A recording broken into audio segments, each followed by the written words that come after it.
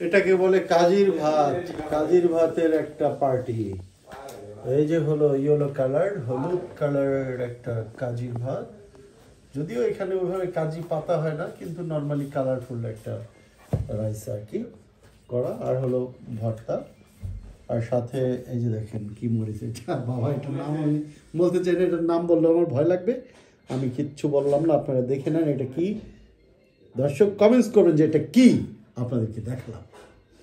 তারপরে দেখেন tomato sauce করা হয়েছে, তারপরে ডিম করা হয়েছে, তারপরে দেখেন কি কি ভর্তা এখানে আছে। এখানে আজকে ব্যাট বল মিশা যাবে, অনেক ধরনের ভর্তা, কিন্তু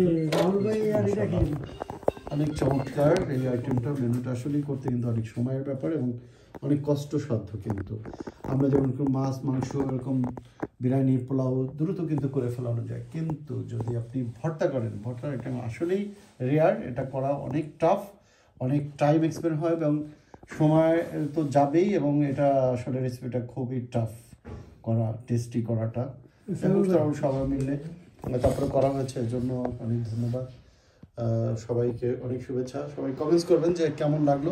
তবে এইটার নাম কি এটা আপনারা সবাই বলবেন। সবাইকে শুভেচ্ছা।